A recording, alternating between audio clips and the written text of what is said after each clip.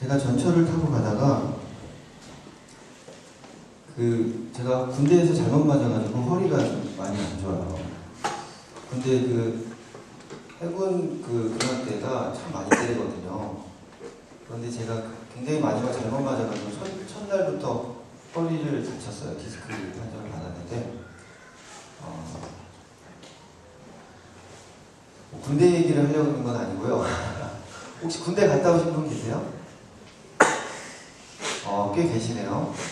네. 근데 요즘 군대는 뭐 잘 안 때리고요. 요즘 군대는 이제 홈페이지에 뭐 사진도 막 찍어서 올리고 그러더라고요. 이등병이 막 그런 사진도 찍어서 올리고 전화 기본이고요. 하여튼 그렇다고 하는데요. 저 때만 해도 좀 많이 맞았고요. 해군 본부는 좀 더 군함 때라서 좀 특이한 케이스였습니다. 좀 많이 맞았습니다. 군대에서 좀 많이 맞아서 허리가 안 좋은 상태라서 제가 오랫동안 서 있는 게 사실 좀 힘들어요. 무거운 것도 잘 안 들고 그런데요. 전철을 타고 집에 가는데 한 1시간 정도, 1시간 한 10분, 20분 정도 걸리는 거리예요. 전철에서 자리가 딱 났습니다. 얼마나 기뻤겠습니까? 제 앞에서 자리가 났는데. 그래서 앉았어요. 너무 기쁜 마음으로 이제 1시간 10분, 20분 정도 내가 편하게 갈 수 있겠다. 안도의 한숨을 쉬고 그 기쁨을 누리고 있는지 몇 분 채 지나지 않아서 다음 정거장의 문이 열리고 할아버지하고 눈이 마주쳤습니다. 딱 저를 쳐다보면서 자기하고 눈이 마주쳤다는 사실에 내가 곧 저 자리에 앉을 거라는 그 기쁨의 미소를 짓는 그 할아버지의 모습을 보고 저는 눈을 이렇게 뒤집어 까면서 마치 내가 제정신으로 그 할아버지를 본 게 아닌 것처럼 그러면서 눈을 뒤집어 까면 흰자를 보이면서 고개를 이렇게 숙였습니다. 그리고 그 전철의 그 움직임에 아주 민감해졌어요. 제가 움직이는 대로 고개가 가야 되기 때문에 전철의 그 덜컹거리는 그 움직임에 최대한 그 정신을 집중하면서 막 고개를 움직이면서 자는 척을 하고 있었습니다. 그리고 고개를 숙인 채로 이렇게 있다가 눈을 살짝 떴는데 그 할아버지가 제 앞에 와 계신 겁니다.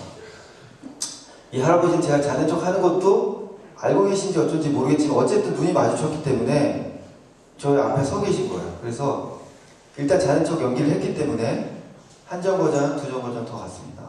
고개 숙인 채로 눈을 떴는데 이 할아버지 계속 내 앞을 떠나지 않습니다. 어떡하지? 지금 일어날까? 지금 일어나면 좀 타이밍이 이상해. 더 이상할 거야. 지금 웃는 사람은 경험이 있는 겁니다. 공감하고 있는 겁니다. 그죠? 그 어떤 상황인지 아시죠? 네. 지금 일어나면 더 이상한 거예요. 어떡하지? 막 머릿속이 복잡해지는 겁니다. 지금 일어날까 말까, 일어날까 말까. 처음에 그냥 일어날 걸 막 이러면서 오랜 시간 동안을 계속 마음속에 괴로워하면서 갑니다. 그때 제가 알았습니다. 일어나서 가는 게 더 편하다. 노인이 왔을 때 내가 일어나는 게 차라리 더 편하다는 거 알았습니다. 무슨 얘기를 하고 싶냐면요. 도움은요, 나보다 필요한 자에게 갈 때 내가 더 행복한 겁니다. 이 물질, 돈, 어떤 도움은요, 나보다 더 필요한 사람에 갈 때 진짜 행복한 겁니다. 이해되시죠? 공감이 아마 되실 겁니다. 그래서 우리가 열심히 살고 돈을 버는 겁니다. 저희 담임 목사님이 김동호 목사님이라고요. 저희 목사님이 이런 비슷한 얘기 한 적이 있는데 저도 그 비슷한 경험을 한 적이 있어요. 아주 부자를 만났습니다. 저는 이제 전 세계 다니면서 공연하니까 아주 부자들이 이렇게 총영사 이런 분들도 계시고 부자들이 이제 식사 대접하겠다고 초청을 합니다. 그걸 가면요, 집 정문에서 현관문까지 차 타고 한참 갑니다. 가는 동안에 호수가 있어요. 수영장이 아닙니다. 수영장은 집 앞에 있고요. 가는 동안 호수가 있습니다. 인공호수예요. 거기 집이 3층 이렇게 돼 있는데 반지하층 이렇게 내려가면 요트가 이렇게 있고요. 이 셔터가 열리면서 요트가 나갑니다. 밖에 배를 정박할 수도 있고 집 안에 이렇게 불이 들어오는 거죠. 그런 집이 있더라고요. 2층으로 올라가는 계단은 크리스탈로 되어 있습니다. 야, 이런 집 또 벤츠, BMW 이런 차들이 뭐 스포츠카도 있고 이런 아주 큰 차도 있고요. 종류별로 있고요. 뭐 수영장에는 물이 가득 채워져 있고 계속해서 물이 나오고 물은 계속 벌어지고 있고요. 그런 집을 보면서 야 정말 부러울 거 하나 없겠다라는 생각이 들었습니다. 그런데 담벼락, 높은 담벼락 위에 카메라들이 다 설치되어 있고 정문에는 총을 든 경비가 서 있습니다. 그러면 그 사람이 행복할까요? 불안한 거죠? 불안한 겁니다. 그 당시 제가 그 5층짜리 아파트, 엘리베이터 없는 아파트에 살았는데요. 집에 문을 안 잠고 나왔었던 적이 있습니다. 집에 문을 안 잠그고 저희 아내하고 나와서 집 문 안 잠궜다. 어떡하지? 괜찮아. 가져갈 거 없잖아. 이러면서 경비가 총을 들고 서 있고 카메라로 설치되어 있어도 불안한 사람이 있고요. 집에 문을 열고 와도 평안한 사람이 있습니다. 저희 집에 가져갈 게 없었어요. 뭐 기껏해야 컴퓨터 가져갈 게 없습니다. 얼마나 평안한지 모릅니다. TV 너무 큰 브라운관이어서 무거워서 들지도 못합니다. 도둑놈 둘이 들어와서 5층 계단을 들고 내려가야 됩니다. 엘리베이터도 없습니다. 얼마나 마음이 평안한지 모릅니다. 그렇게 집에 놓고 와도. 부를 많이 가진다고 행복한 게 아니고요. 그것이 필요한 삶을 가질 때 정말 행복합니다. 여러분들이 그 행복을 느끼셨으면 좋겠습니다. 그래서 그게 기뻐서 제가 뭐 누구한테 잘 보이려고 뭐 자랑하려고가 아니라 그게 기뻐서 통장 다 팔고 결혼식 때 꼈던 반지도 팔고 그래서 남을 도와주는 겁니다. 이제 또 한 곡 들려드릴 텐데요. 주기도문 찬양 아시죠? 주기도문 클래식한 곡인데요. 주기도문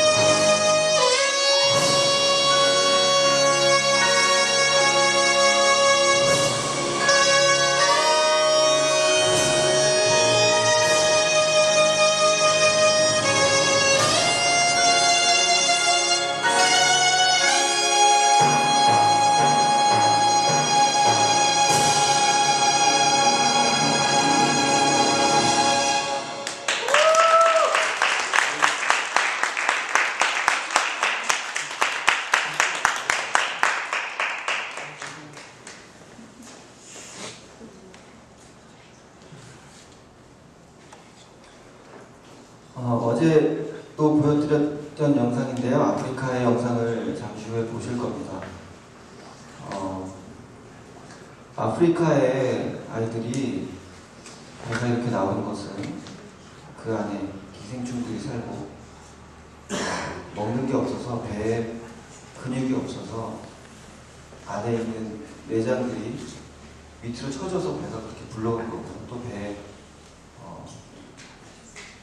위가 다 상하고 그래서 이렇게 붓는 겁니다. 아프리카 아이들의 소원이 뭐냐면요, 학교 가는 겁니다. 여러분들 학교 다니는 거 너무 힘드시죠? 과제도 너무 많고 시험도 봐야 되고 어느 정도 성적 이상이 나와야 되고.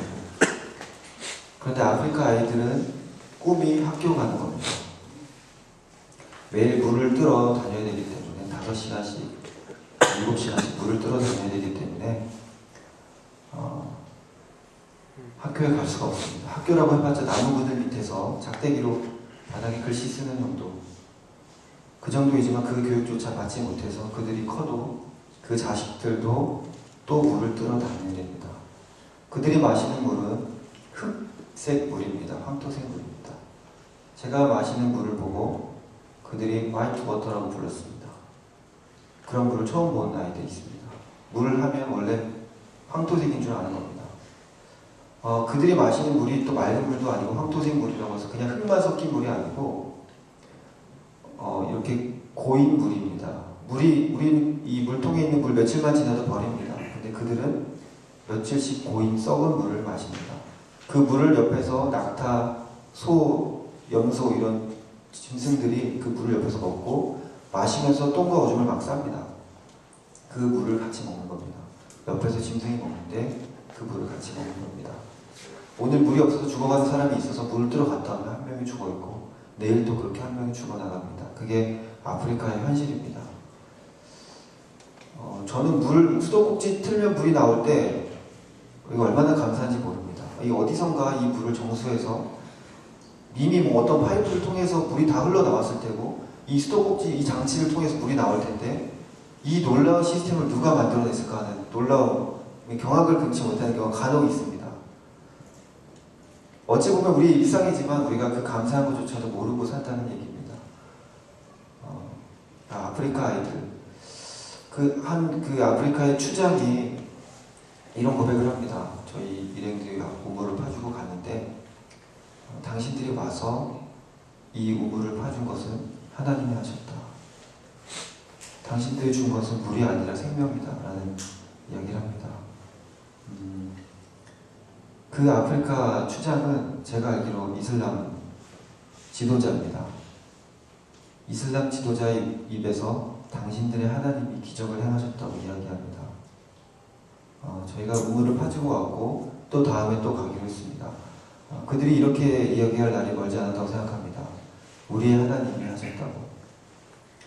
지금은 당신들의 하나님이지만 이제는 곧 우리의 하나님이라고 얘기할 날이 멀지 않았다고 생각합니다. 복음을 전하는 것, 지상명령이라고 하는데요. 땅 위의 명령, 그 지상명령이 아니고요. 지극히 높은 명령입니다. 예수님께서 땅끝까지 복음 전하라고 했습니다. 그러면 우물 파주는 일은 복음 전하는 일이 아니지 않느냐? 물론 그렇게 생각할 수 있습니다. 여러분 축구 선수가, 여기 뭐 축구 선수 아드님 와 계신데요. 여러분 축구 선수가 골만 넣어야 축구 선수입니까? 물론 골을 많이 넣어야 경기에 이기는데요. 수비도 중요하고 미드필더도 중요합니다. 골을 넣을 수 있도록 도와주는, 골문을 열어주고 공을 앞으로 전달해주는 역할, 그게 미드필더이고요. 그게 NGO 단체가 하는 겁니다. 기독교의 어떤 선한 이미지를 보고 나면 그들의 마음이 열립니다. 그러면 그때 누군가 복음을 전하면 들어가는 겁니다. 이게 합력해서 선을 이루는 겁니다. 꼭 복음을 직접적으로 전해야만 선교다. 그렇지 않습니다. 여러분이 선하게 사는 것도 선교입니다. 여러분이 행하는 믿음을 보이는 것이 선교입니다. 잠언 16장 7절 보면 이런 말씀이 있습니다.